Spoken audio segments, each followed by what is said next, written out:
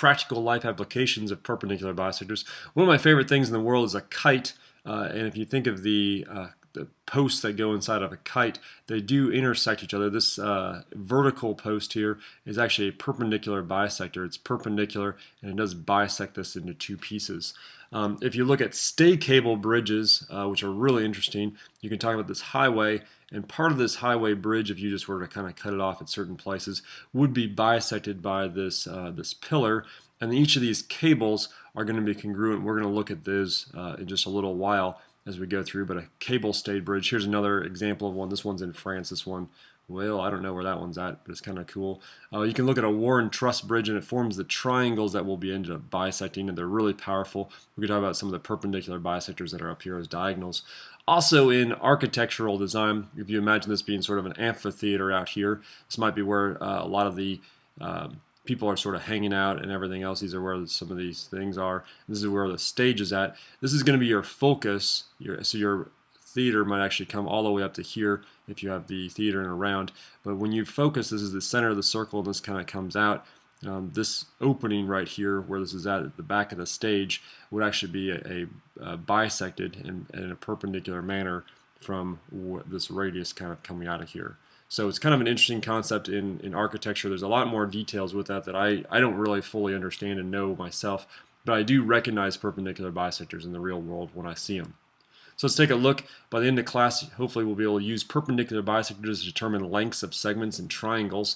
The basic concept here is that there's going to be some sort of midpoint P, and that midpoint is going to be called the perpendicular bisector, and it's going to be a piece of a segment, a ray, or a line, or sometimes even a plane that's going to come through and it's going to bisect this place AB.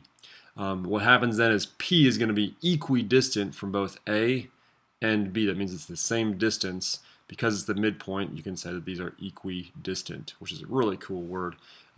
Points on the perpendicular bisector of the segment are equidistant from these endpoints. Okay. If we look at these two theorems, these are two kind of important theorems to start off with. The first one says that if we do have a perpendicular bisector, CP, this line, it's perpendicular and it does bisect these two things, we can add in these extra blue lines here, CA and CB, and those also become congruent. So these lengths are then congruent. Okay? So if we have a perpendicular bisector, we can go through and we can add in these extra lengths here, which will also be congruent. This is the perpendicular bisector theorem.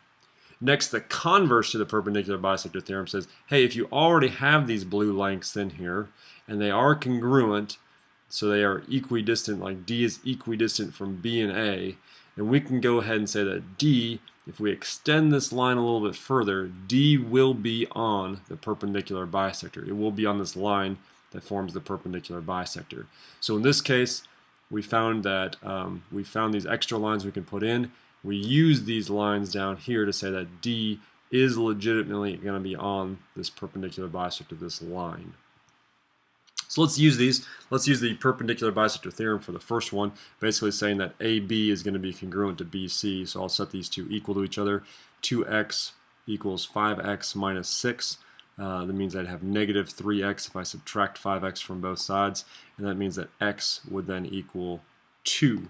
I'm actually looking for the length of AB, so AB is going to be 2x, or 2 times 2, so AB equals 4. Over here, again using the perpendicular bisector theorem, I can say that AB is congruent to BC, so I can set those lengths equal to each other, so 7x minus 16 equals 3x plus 8. If I subtract 3x from both sides, I would have 4x minus 16. If I add 16 to both sides, I would have 24, or in other words, x equals 6.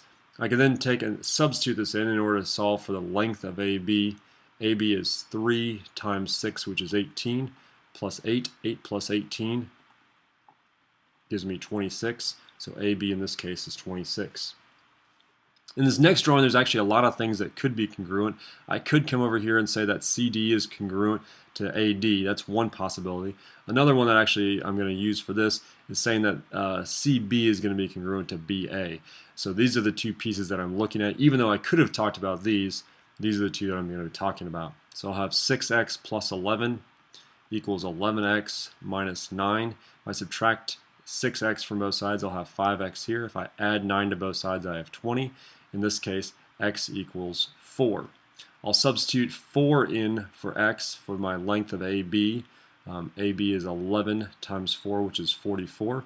If I subtract 9, I should get 35. So AB in this case equals 35. Also, I could say then that CB is 35 as well. I can go through and make that assumption.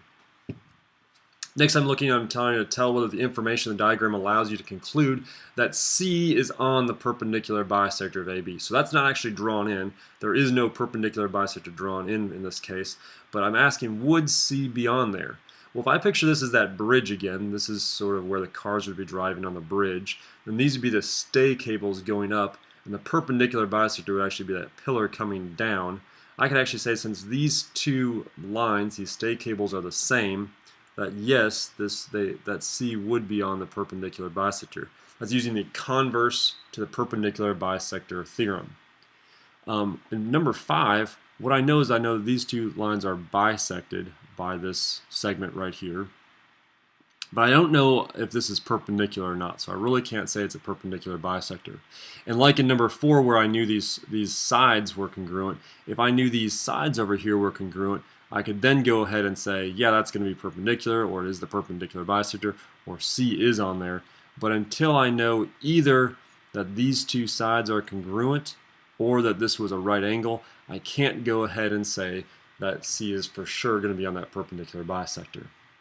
Number 6 is a little bit more complicated than it looks. You see that these two lengths are the same, so you say, well, that means that this point is on the perpendicular bisector. But in order to talk about and really to say that these sides are congruent, what we have to do is we have to go through and we have to prove that the two triangles are congruent. So I'm going to focus on triangle 1 and triangle 2. So triangle 1, I can say that this segment is congruent to this segment right here. I can say that C down to this place is going to be congruent to itself by the reflexive property. At that point, since these are right triangles, I have hypotenuse leg. This is, I guess we don't know. We actually just have a side here, and we have the angle in between. So we can prove those two triangles congruent by side, angle, side. And then what we're going to do from there is we're going to prove by CP/CTC that this segment right here is equal to this segment right here, which allows us to say that using the perpendicular bisector, the converse of the perpendicular bisector theorem, that this C is actually on this place. So the answer is yes. One of your answers might be CP/CTC. It could be side angle side. There is a lot of reasons why, and it takes a little bit of work to show it. Even though you kind of look at it, you're like, well, yeah, duh, C's on there. It does take a little while to show it. Next one, say use the diagram. It says that EH, which is right here, is going to be the perpendicular bisector to DF. So we know right away that FH and HD are going to be congruent, and we're going to try finding these individual segments. So we'll start off with numbers 7 and 8. 7 and 8 are going to focus on these two pieces, so algebraically I'll just say 7x plus 9 equals 9x minus 1. I'll subtract 7x from both sides. I'll have 2x over here. I'll add 1 to both sides, and I'll have 10. That'll give me x equals 5. I'm actually trying to find the length of EF, so I'll substitute in right here. So give me 7 times 5, which is 35, plus 9 gives me an answer of 34. So this is 34. I could go through and just say that DE is 34, but I want to check just to make sure that I did my math right. So I'll say 9 times 5 minus 1. 9 times 5 is 45, minus 1 only gives me 44. So somewhere in here I probably messed up. Let me see if I can find it really fast. This is 35 plus 9. This is actually 44. That's where I messed up. So it's sometimes a good idea to check these so that you don't really mess up yourself. I'm glad that everyone at home is watching me mess up, because that's what I do sometimes. I'm only a person. Number 9 is we're looking at FG and we're looking at DG. So I'm going to algebraically set these two pieces equal to each other. I could find some way to say that these two are congruent. Basically, since these two pieces are congruent, I could just set them equal to each other. But I also would know that G, since it's equidistant from F and D, I could say that G is going to also be on this perpendicular bisector GH if it was extended. I'll subtract 3 from both sides, 7 from both sides. I'll get 3y. If I add 4 to both sides, I'll have 12, and I'll know that y equals 4. I'm going to have to keep this in mind for numbers 11 and 12.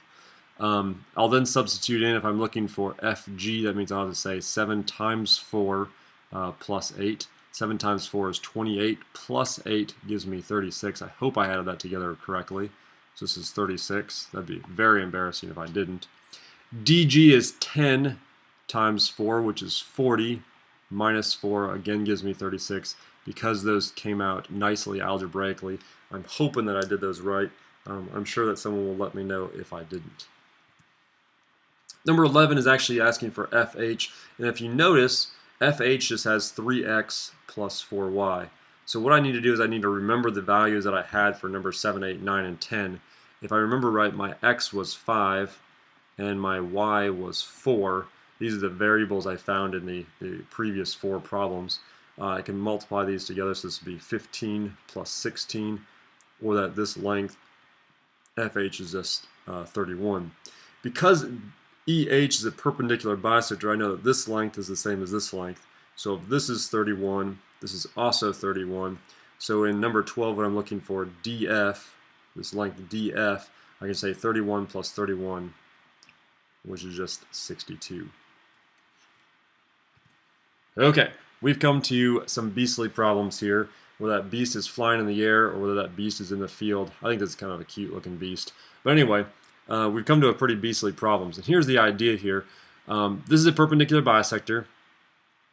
These two segments are equal to each other, but notice they have different variables. So if I set them equal to each other, 2x minus 7 equals 3y, 2y plus 1, I can't right away solve for one of the variables. So when I look at the other piece, maybe this side's going to be better. So these two sides will be congruent by the perpendicular bisector theorem. I would say then 4y minus 6 equals 3x minus 10. I don't think that's any better because I have a y in this part of the equation and an x in this part of the equation. So what I have is I actually have a system of equations that I need to solve for. What I'm going to do is I'm going to go through and I'm going to try to write these in more of a standard form. So I'm just going to move the x's and y's to the left side. This is for the top equation. I'll add 7 to both sides, so this will equal 8. And then secondly, I'll just subtract 3x from both sides, so it's negative 3x. I'll leave the 4y on this side. And I'll add 6 to both sides, which that'll give me negative 4. In this case, I'm looking for one of the variables to drop out really nicely. So what I'm seeing is I'm saying this is negative, there's several ways you could do this, but I notice this is negative 2y and this is positive 4y. So what I'm going to do is I'm going to end up multiplying this entire top equation by 2, which would give me negative 4y, which would then let some of these variables drop out, the y variables. So 2 times 2x would give me 4x. Let's see, 2 times negative 2y would give me negative 4y. And 2 times 8 would give me 16. If I then add these two equations together, this is using the elimination method, this would give me x, my y's are eliminated, and I would just have 12. So my x variable equals 12. I'm then going to take, I do need to find my x and my y, so I'm going to take this 12 and I don't know, I think I'm just going to put it in this top equation here. So I'll say 2 times 12 minus 2y equals 8. 2 times 12 is 24, minus 2y equals 8. This would be negative 2y equals 16, actually negative 16, or when I divide by negative 2, y equals 8.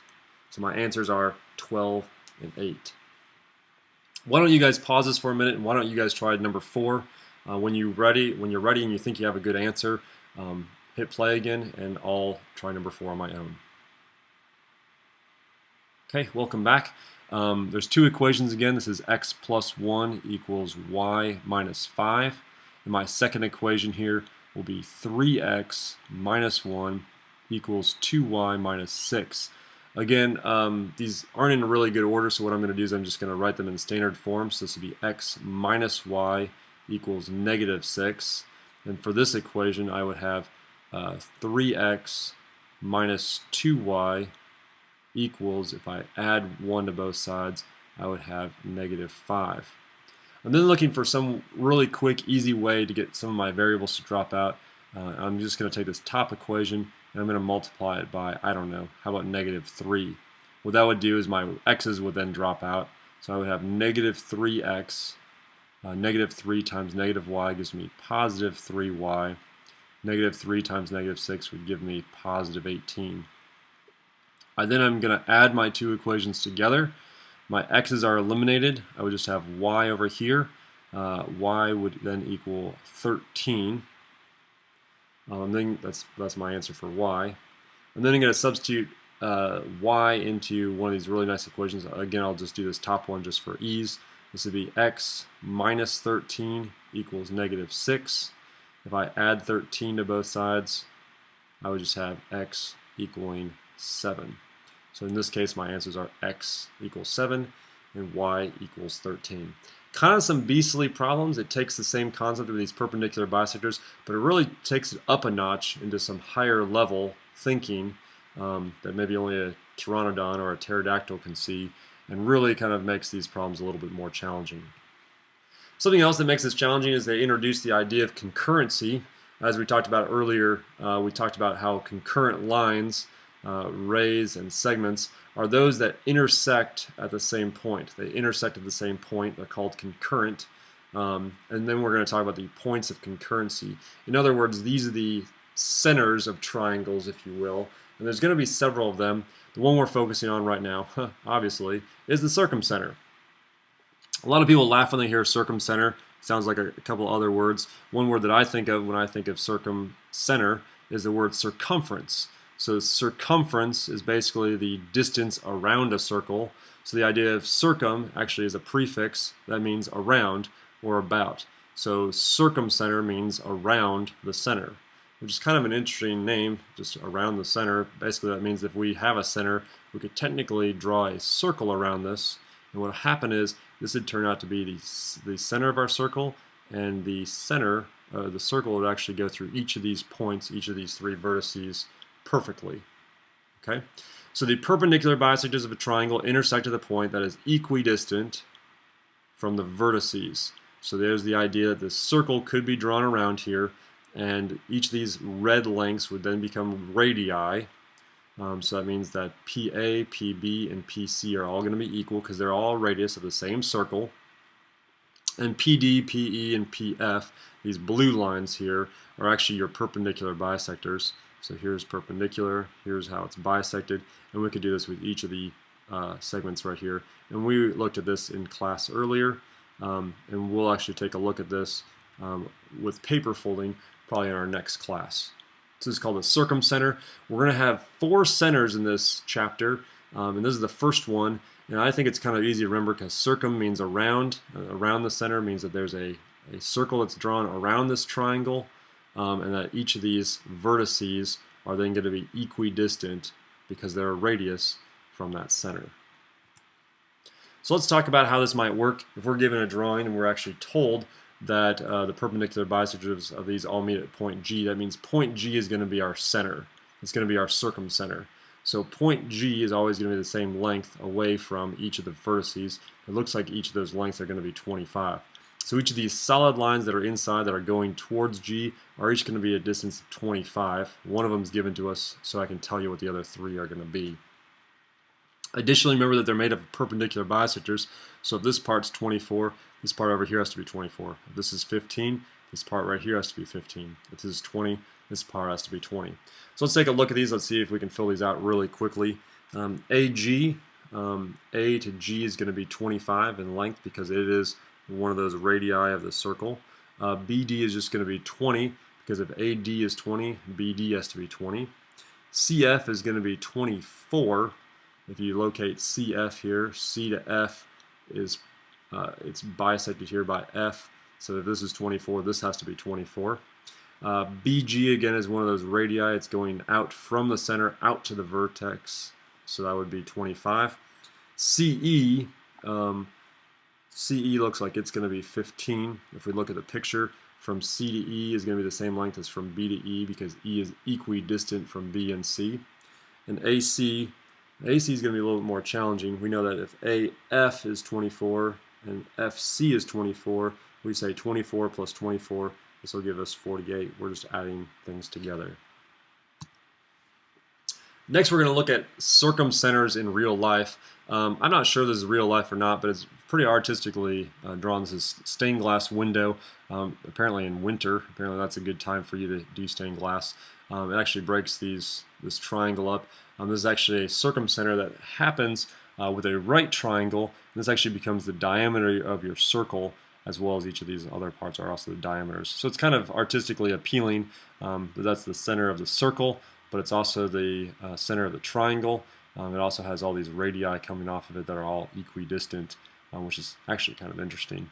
Another real-life application, if you can call this real life, there's a story in your book that says A, B, and C, they all, I don't know, they all give away candy, or they make something at this factory. We'll say this factory, I don't know, creates cotton candy or something, and they sell cotton candy within the city, or at the stadium, I guess, here, at the fair, and then off here in the zoo, maybe. I have no idea what this might be. But basically, they want to locate this factory equidistant from each of these cotton candy vendors or whatever they are.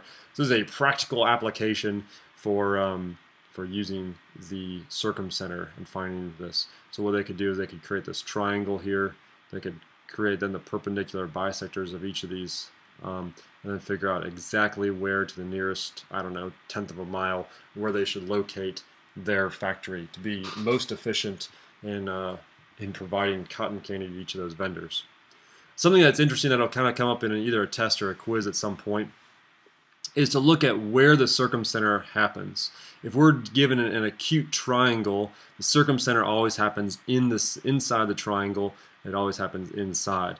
If you're given a right triangle, though, it actually happens, the circumcenter happens on the hypotenuse. So it actually happens on the triangle.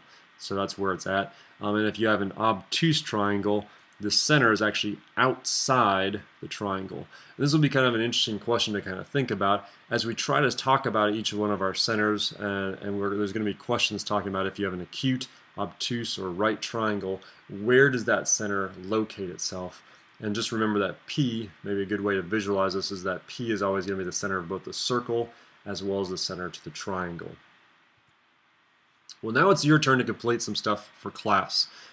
If you want, you can pause this and trace down these pictures. I do want you to write out picture 1 and picture 2.